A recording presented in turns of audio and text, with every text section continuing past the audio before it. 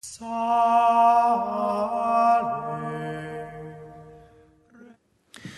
scribe in the gospel today says to our Lord, "Teacher, I will follow you wherever you go."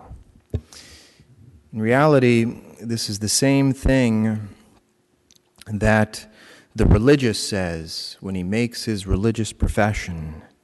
"Lord, I will follow you wherever you go."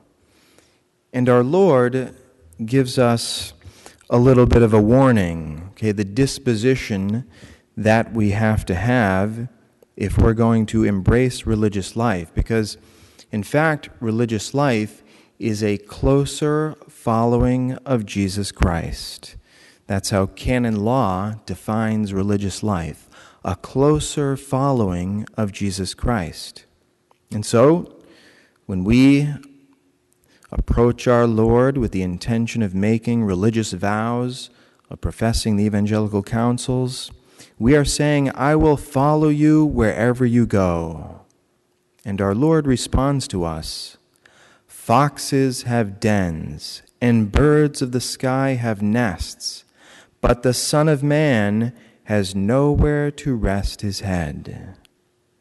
Our Lord is saying that we need to prepare ourselves to follow him wherever he goes and never to be attached to any particular place, any particular friary, any particular work, but to always be detached and be ready to move on to a different location, to move on to some different task, different apostolate.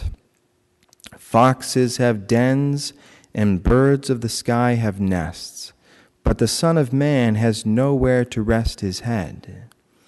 This doesn't mean that we need to be cold with the laity that are associated with one particular friary, but it means we always need to be ready to move on if that's what our Lord wants of us.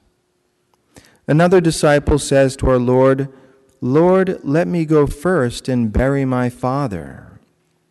And our Lord answers, "Follow me, and let the dead bury their dead." You see, even the most intimate ties and legitimate ties, family ties, cannot be an obstacle to following our Lord.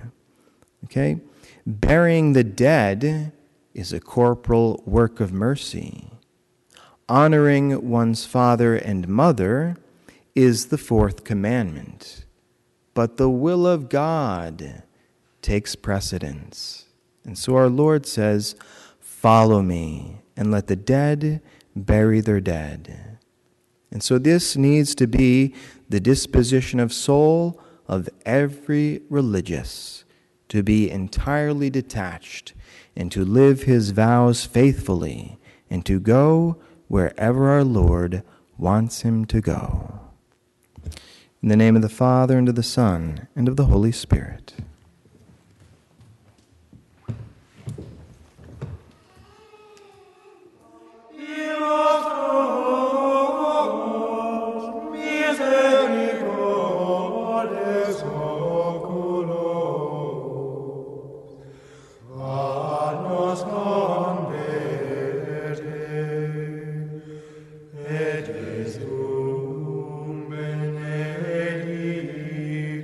Through